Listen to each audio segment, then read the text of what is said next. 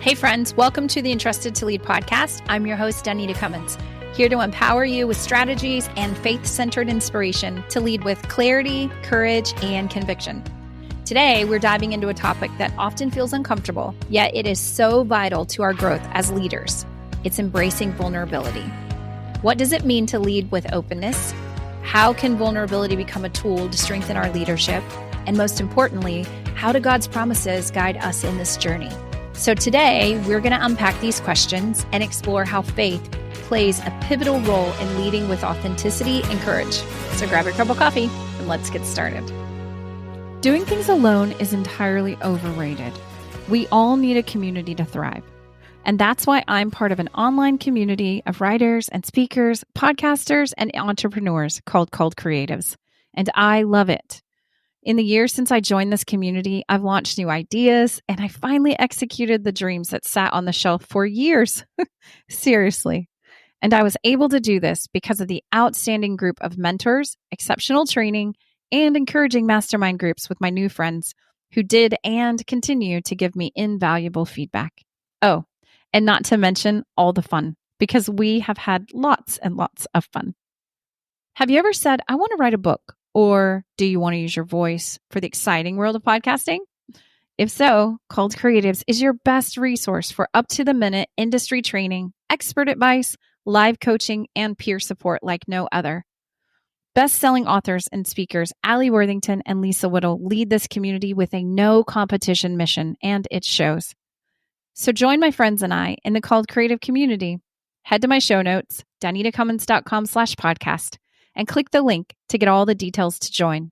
I promise you won't regret it. I look forward to seeing you in the community and watching you grow. As a reminder, in season 3 of the podcast, we're anchoring each month and podcast episode in a scripture. So today we're holding fast to Romans 12, 9 through 12. It says, love must be sincere, hate what is evil, cling to what is good. Be devoted to one another in love. Honor one another above yourselves. Be joyful in hope, patient in affliction, and faithful in prayer. Or as the Message translation so powerfully puts it, love from the center of who you are and don't fake it. I know that in leadership and in business, we don't often talk about love, but as faith-driven leaders, that should always be at the core of what we do. Because as I often say, friends, hearts are heavy. And we as leaders are entrusted with the care and safekeeping of others. And that can only be done when we are transparent. But remember that vulnerability is not weakness. It is an act of trusting in God's promises.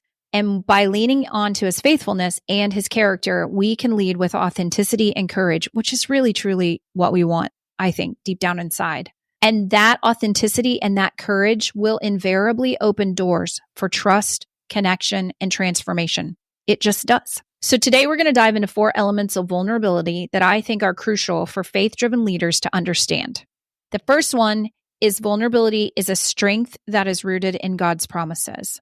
Vulnerability invites connection. So if you read Travis Bradberry's book, Emotional Intelligence 2.0, we can see how leaders with high emotional intelligence embrace vulnerability to foster trust. Vulnerability is an invitation to experience God's strength in our weaknesses. And as Paul reminds us in 2 Corinthians 12:9, he says, my grace is sufficient for you, for my power is made perfect in weakness. And when we embrace vulnerability, we rely not on our own strength, but on the Lord's provision, which is so important. Because I don't know if you need it or not, but I need the Lord's provision every single day. So an example could be when you as a leader admit to a mistake. But when you do that, you're trusting in the promises of God. Because in Proverbs 3, 5 through 6, it says, trust in the Lord with all your heart and lean not unto your own understanding. In all your ways, submit to him, and he will make your path straight. So as a faith-driven leader, we must always anchor our strength in God's character. Number 2 is that we need to see vulnerability through the lens of Scripture. Romans 12, 9 through 12 challenges us to love sincerely and to cling to what is good. And this aligns with God's promises that we find also in Isaiah 41:10 that says, do not fear, for I am with you. Do not be dismayed, for I am your God. And I will strengthen you, and I will help you, and I will uphold you with my righteous right hand. So if we think about how Jesus modeled vulnerability in the Garden of Gethsemane in Matthew 26:39, we can see how he openly expresses his anguish and asks the Father for help. And even in his vulnerability, he still trusted in the promises of God's ultimate plan. He still knew and believed that God was sovereign and that God's purposes were divine, but he still struggled. He still asked for help. He still asked for reprieve. So it's a great example for us as we as leaders struggle with things that are definitely not being nailed to a cross. The third element is to employ these practical frameworks for vulnerable leadership. So again, emotional intelligence and God's assurances, those go hand in hand. Self-awareness is this key that we acknowledge our need for God's wisdom. So in James 1:5, it tells us, if any of you lack wisdom, you should ask God, who gives generously to all without finding fault, and it will be given to you. So as we build these frameworks into our leadership and organizational models, and we really strive as organizational leaders to live in and lead from the promise every day, we have to be intentional about the frameworks, the processes, the systems that we put into place, right? We talked last time about setting goals and what that looks like and how we do that and align those goals with God's guidance and our faith. But just remember that setting goals requires honesty about our limitations. In Philippians 4:13, it reminds us that I can do all things through him who gives me strength. And this promise empowers us to set bold, faith-driven objectives. But we have to be honest about where we are. We have to be honest about where we are struggling with resources or time or where our gaps are. And we have to be honest about what we can actually achieve or what's motivating us.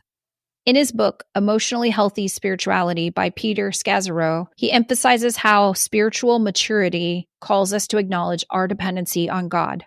So if we take these tools and we pair it with Jeremiah 29:11, for I know the plans I have for you, declares the Lord, plans to prosper you and not to harm you, plans to give you hope and a future, we can see again how we are dependent upon God's promises, his frameworks, and his power.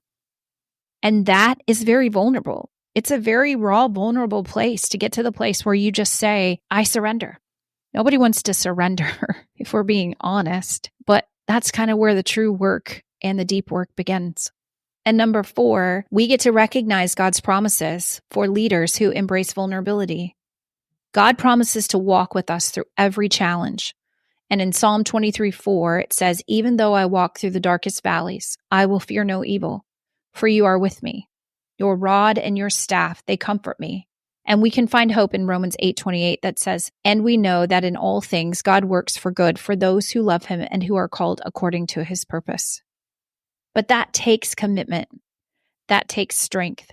That takes encouragement from others, those who are with us, those who are in the trenches with us every day, those who stand beside us arm in arm every day, doing the hard work, serving those who need help, living in that space. It really takes a community of trust to get to the place where we can see and understand that it's okay for us as leaders to be vulnerable. It's okay for us as leaders to really come to the place where we surrender and lay these things down because we trust and know that God is sovereign and that he is good. So here's my question for you today. When was the last time you felt weak but saw God's strength carry you through? And how did that impact your leadership journey? Every episode of this new podcast, as we're going through in 2025, I'm going to give you some challenges. So here's the one for today. This week, I want you to share one personal area of struggle or growth with your team. But then I want you to pray together for wisdom and strength to overcome it. Now, that might not be where you sit. You might work in an organization where you can't pray together out loud for wisdom and strength together as a team. That's totally okay. I get it. But share that struggle with someone that you trust. It could be your spouse. It could be your friend. It could be a mentor. But be intentional about the things that you're struggling with and identifying them and resolving them, and then being committed to pray for them and asking for God's wisdom and his guidance. I think all too often we don't do that. We don't lay our leadership journey, our leadership challenges, our organizational growth challenges before the Lord as faith-driven leaders and say, hey, Lord, I'm struggling with this thing. Can you help me? And his promises are true. The other question I want you to think about is, as you reflect on your leadership, I want you to ask yourself, where have I been relying on my own strength rather than on God's promises? For you, it might be something really simple and it might come to mind really quickly, or it might take you a little while to figure it out. That's totally okay. Or you may be asking yourself today, what are God's promises? Do I even know what they are? Have I ever even seen them? Or do I know they even exist? That's where I was before I wrote my book, if I'm just going to be super honest. I didn't really have a frame of reference for God's promises. I think I knew deep down inside that God's promises were real, or at least I really hoped that they were, but I never really identified them. I could never see them or anchor myself to them. So I offer that to you with great grace.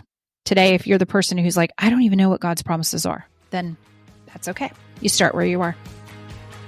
Vulnerability is not about showing weakness. It's about showing trust in God's promises. And when we love sincerely, as Romans 12 teaches us, we lean on the strength of His word and we lead with boldness and authenticity.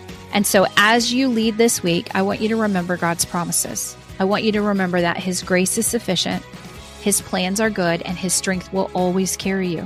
And I'd love to hear how you are embracing vulnerability in your leadership. If you could share your story with me, that would be great. You can leave a comment. You can drop us a note on social, whatever works best for you. And don't forget to subscribe, share this episode, and leave a review. Let's encourage more leaders to trust in God's promises and to lead faithfully. I want you to remember, friends, to keep showing up every day, even when it hurts, because you matter. I hope you have an amazing day. I'll see you later. Bye.